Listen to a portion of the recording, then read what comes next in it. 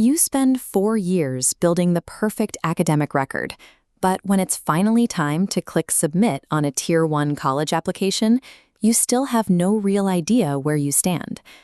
Most applicants try to resolve this anxiety by consulting high school scattergrams or standard online calculators, but these tools offer a false promise. This comparison table shows why. Traditional calculators rely on marginalized metrics, reducing students to raw GPA or SAT scores. But the modern holistic review process reveals the reality. Elite universities use raw scores merely as baseline filters. Passing that threshold doesn't guarantee acceptance. To accurately gauge admission odds, you need a 360-degree evaluation framework accounting for these qualitative realities. This exact framework was built using a dataset of 2,000 individual applicant cases, tracked meticulously through the 2025 and 2026 admission cycle. The data reveals a clear conclusion. Getting into an elite university relies heavily on structural probability, narrative alignment, and the precise timing of your application. Let's look at a specific case study to see how this works in practice. Meet applicant KM, a student aiming for top-tier applied math and data science programs. On this evaluation matrix, KM holds elite academic metrics with a 4.0 GPA. His 1520 SAT sits slightly below the 1550 Ivy threshold, but he compensates with top-tier extracurriculars like a global Kaggle rank and a massive structural advantage, his first-generation college student status. KM has a profile most high schoolers dream of. Yet, because of that slight SAT deficit, his strategic choices regarding exactly where and when he applies will dictate his entire future. The most common instinct for an applicant in KM's position is to use their early application to take a massive shot at an absolute dream school, just like Stanford. Stanford operates under a policy called Restrictive Early Action, or REA. This specific policy carries a severe limitation. If you apply REA to Stanford, you are legally prohibited from applying early to any other private institution. You only get one bullet.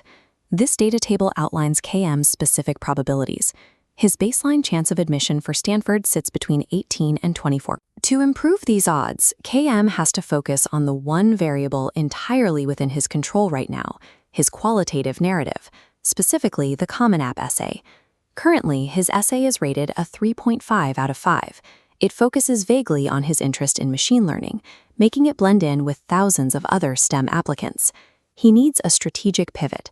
By rewriting the essay to focus on the exact intersection of his senior care volunteering and his clinical data solutions, he grounds his technical skills in human impact. This chart visualizes the resulting probability shifts. Executing this specific narrative improvement raises his essay score to a 4.5, which triggers a massive 22% spike in his Stanford REA odds. Different institutions value narrative differently, so you won't see that exact same spike at every school, but the positive shift is universal across the Ivy dataset. KM must also leverage his additional information section. He needs to detail the structural flaws he bypassed and the 98.6% efficiency rate he achieved while building his CP/SAT course scheduling project. For the test-blind UC system, leaning heavily into these technical specifics during the personal insight questions directly counters the inability to submit his SAT score.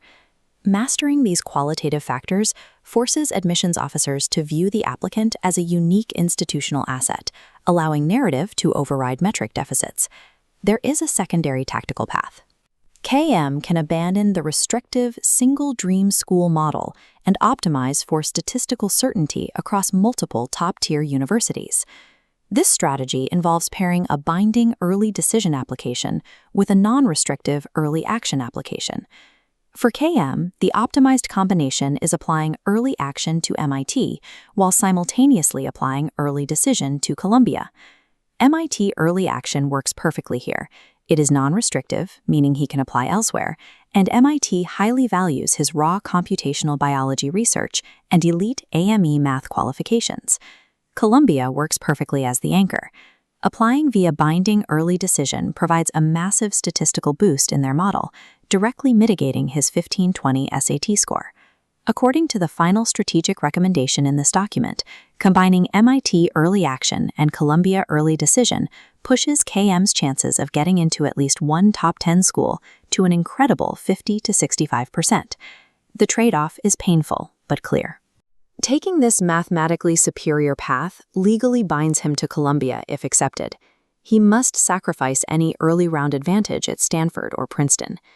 This flowchart breaks down the final choice. Path A offers the dream of Stanford, but with only a 25% chance at a top 10 school overall. Path B sacrifices Stanford to secure a 50 to 65% chance at a top 10 outcome. There is no universal correct choice here. It depends entirely on your personal risk tolerance. This level of data-driven, strategic analysis comes from the architects at mindtolearn.org. Drawing on 14 years of expertise, they developed this holistic evaluation model to help high-achieving students navigate the realities of elite admissions. And for students who are still trying to bridge a testing gap, Mind2Learn has developed a highly efficient SAT prep course.